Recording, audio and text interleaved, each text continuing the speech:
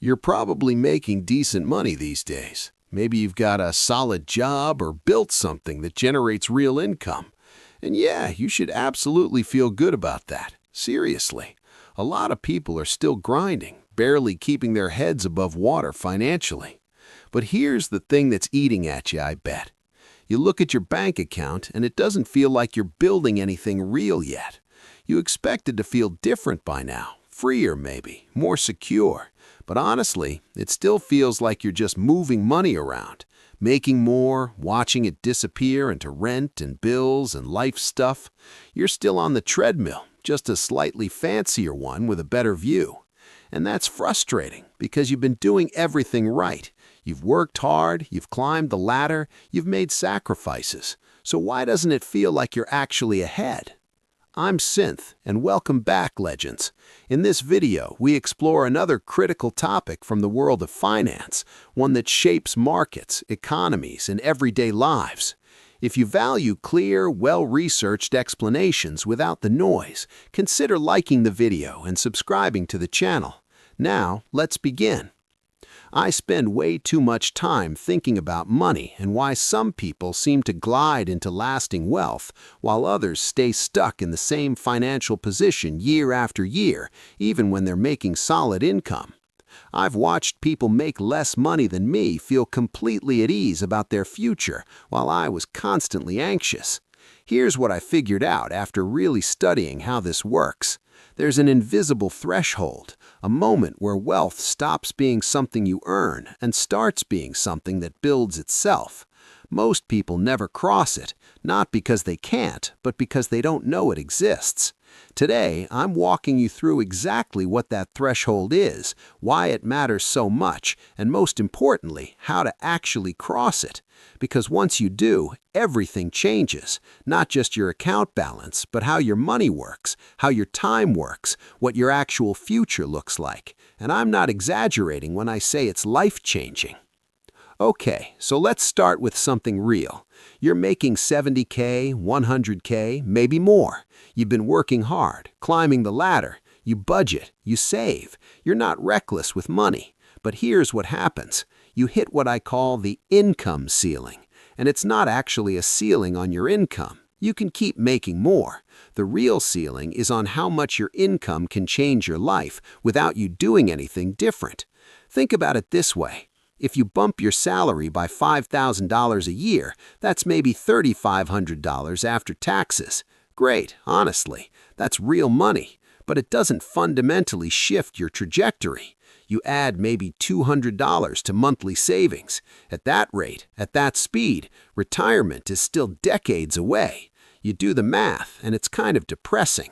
And here's the thing, the income ceiling doesn't really go away. You could make $200K a year, and if you're not crossing into the next phase, you'll still feel like you're chasing your tail. Money just comes in and goes out. There's no sense of building. I got stuck in this exact loop for years. I thought the answer was just make more money. Better clients, higher salary, bigger business, and those things are good, but I was missing something fundamental, something nobody really talks about. I had a friend making noticeably less than me. We'd grab coffee, and I felt this subtle superiority because I was on track for more income. But somewhere along the way, I realized something that actually made me uncomfortable. He wasn't worried about money the way I was. He had this calm about his financial future that I didn't have, despite my higher income. He wasn't anxious. He wasn't checking his bank account constantly. He just knew he was going to be okay. The difference? He'd already crossed the threshold. He'd entered what I'm calling the compounding phase. So what is it? Really, it's the point where your money starts making money faster than you do. Right now, your income comes from your time and effort. You work, you get paid. Trade hours for dollars. It's pretty straightforward. But there's a hard cap on that. You've only got so many hours in the day. You can probably work productively for 10, maybe 12 hours if you're really pushing it. So there's a ceiling on how much you can earn per year from effort alone. But money doesn't get tired. Money doesn't need sleep.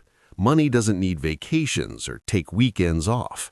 Money doesn't have bad moods or family drama that distracts it. If you have enough invested in the right places, your money can earn more in a month than you make in a year. That's the compounding phase. That's when the math tips in your favor instead of against you. Here's the concrete version. You've managed to save $100,000. Maybe it took 5 years, maybe 10, doesn't matter. Now invest it at 7% annual returns, a conservative historical average for broad index funds. That's $7,000 a year your money makes just by existing. You do nothing. You sleep. Your money works while you rest. Add $20,000 a year from your own labor. After a few years, your invested amount grows to $150,000, then $200,000. Now the gains get bigger. The returns compound on top of the previous returns. It accelerates. The growth feeds on itself. That's compounding in action. That's the threshold where things fundamentally change. So how much do you actually need to cross this threshold? What's the magic number? There's a useful framework called the freedom number, and I really like this concept because it's practical and it's real. It's the amount of money you need invested so the returns from that money cover your annual living expenses. Not fancy living, not traveling the world, just baseline survival. Let's say you spend $50,000 a year. That's rent, food, utilities, the essentials, maybe some fun stuff, but not excessive. If you can get your invested money to generate $50,000 a year in returns, you don't need to work anymore. You could, you might want to, but you don't have to. The math is simple. At 7% returns, you need roughly 14 times your annual expenses invested. So if you spend $50K a year, you need about $700K invested. Now that sounds like a lot, I know, and if you're thinking, Nick, I'm nowhere near that, yeah, I get it. Most people aren't there yet. But here's what matters, and this is really important. You don't need to get there in one leap. You don't need a lottery win or an inheritance or some lucky break. You just need to get on the path. Once you're on the path, time and consistency do the heavy lifting for you. The math works in your favor. You don't have to be a genius or take crazy risks. You just have to be regular about it and trust the process. The real breakthrough of the compounding phase isn't actually reaching a specific number. It's the shift in mentality that happens when you understand, really understand, deep in your bones that your money can work for you. Once you get that deep, not just intellectually, but emotionally, everything changes. You stop thinking about your paycheck as your ceiling. You start thinking about your investments as your floor. It shifts how you approach every financial decision. It changes your entire relationship with money. I used to think about money as something I had to constantly chase and protect. It was exhausting. I'd get a raise and feel relieved for like 2 weeks, then the anxiety would creep back in. I was always running, never quite catching my breath financially. Every day I wasn't working felt like money slipping through my fingers. Then I actually started paying attention to what my investments were earning, not just checking the balance occasionally, but really tracking the returns. And I had this moment, I'll never forget it, where the stock market went up 8% in a single month. I made more money in investment returns that month than I'd made in the first 3 years of my business. That was the moment something clicked. I wasn't just earning anymore, I was building something. I had skin in the game in a way that didn't require my constant presence. And here's the sneaky part that I didn't expect. This mindset actually makes you better at earning money. You're not desperate anymore. You're not desperate anymore. You're not white-knuckling every decision. You're thinking longer term. You can say no to bad deals because money's working for you in the background. That freedom changes how you show up in everything, in negotiations, in opportunities, in risks you're willing to take. That psychological shift might be the most valuable part of the entire process. The path to the compounding phase is basically 3 things, and they're simple. But simple doesn't mean easy. In fact, simple might be harder because there's no secret sauce. There's no hack. It's just discipline and understanding what actually works. First, earn more than you spend. Non-negotiable. You can't enter the compounding phase without saving money. It's impossible. The math doesn't work. If you're spending everything you make, there's nothing left to invest, and nothing to invest means no compounding. So this is step one. Look at your budget, find the gap between what comes in and what goes out, make it wider. This can happen two ways. You can make more money, or you can spend less. Ideally, you do a little bit of both. You don't have to live like a monk or eat ramen every night. Just be intentional about where your money goes. Most people, when they actually sit down and look at their spending, find $300 to $500 a month in stuff they don't really value. Subscriptions they forgot about, habits that add up, stuff they'd cut without missing. Cut that. Boom, you've got capital to work with. Second, actually invest that money. This is where a lot of people fumble it. They save money, and then it just sits there in a savings account, earning basically nothing, like 0.01% interest. That's not the compounding phase. That's just hoarding cash. You need to throw it into broad index funds, or ETFs. They're boring, they're reliable, they've beaten professional investors over long time periods, so boring is actually good. Just set up automatic transfers to a brokerage account and buy low-cost index funds. That's it. You don't need to be sophisticated. Boring and consistent wins. Third, let it sit long enough for compounding to work. This tests your patience. Your $10,000 investment makes maybe $700 in year one. Not exciting, not thrilling, but in year 10, it's making $1,400 a year. In year 15, it's making nearly $2,000. In year 20, you're making over $3,500 a year on your original $10,000. The gains compound on top of previous gains. It accelerates.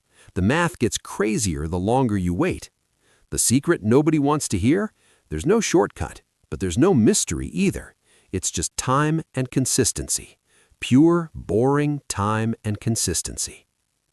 There's a psychological barrier that stops most people from reaching the compounding phase. It's not the math. The math is simple. The math works. It's the psychology. It's human nature.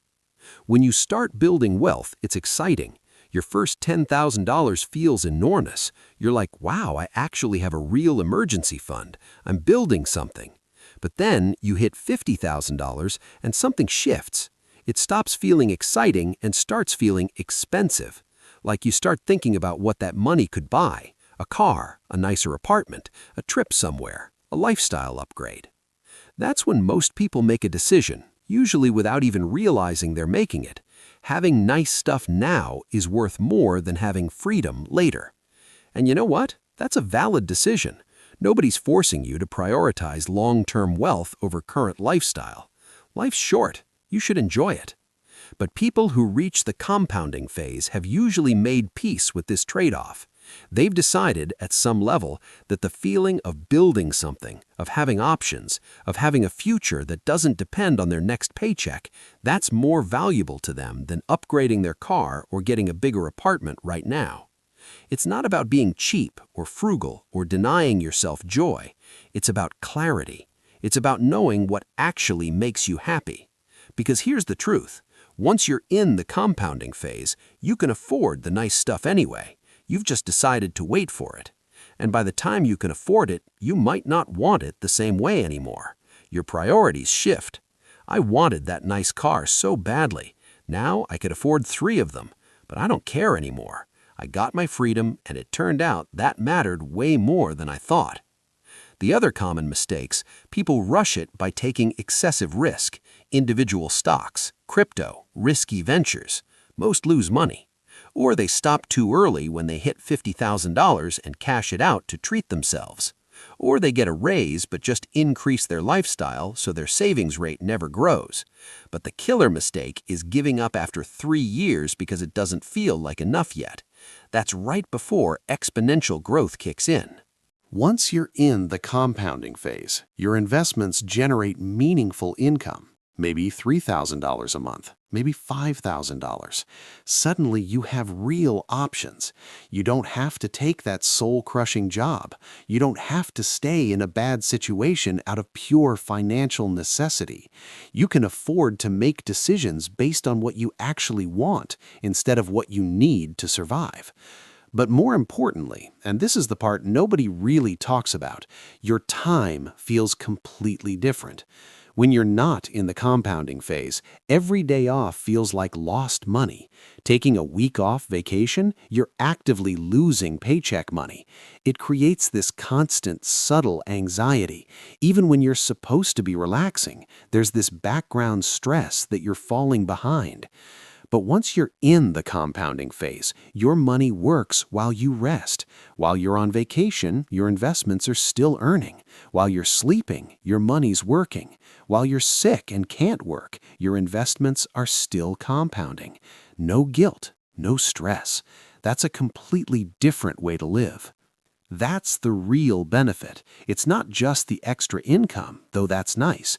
It's the psychological freedom. It's knowing that you've got something working for you. It's breaking the link between your value and your income. It's peace of mind. All right, so let me bring this back to where we started. You're making decent money. You're doing better than you used to, but it still feels like you're on the treadmill. You've done everything right, supposedly. You've climbed the ladder, you've worked hard, you've made the sacrifices, so why doesn't it feel like you're actually ahead? The answer is that you probably haven't crossed into the compounding phase yet. Your money isn't working hard enough to outpace your lifestyle needs.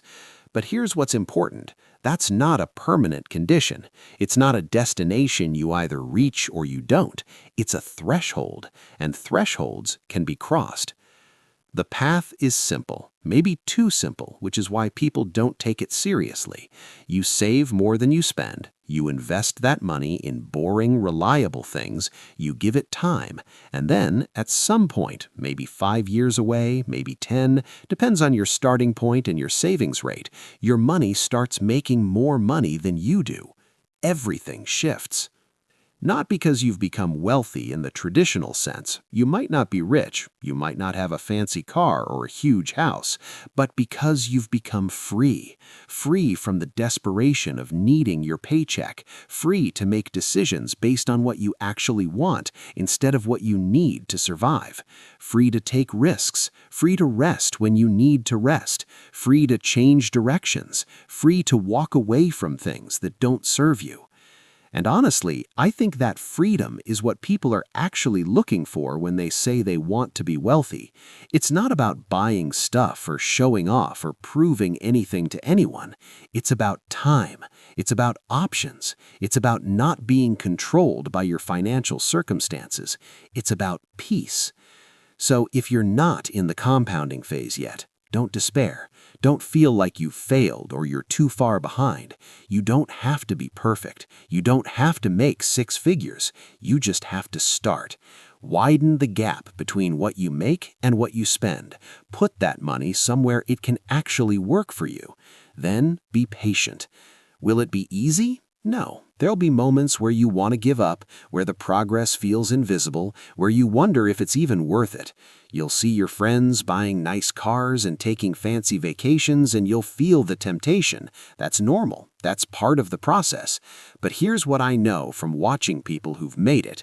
Once you cross that threshold, once your money starts genuinely working for you, once that shift happens, you'll look back and realize it was some of the best work you ever did. And that's the thing about the compounding phase. By the time you really feel it, by the time it's genuinely changed your life, you've already done most of the hard work. You've already proven something to yourself.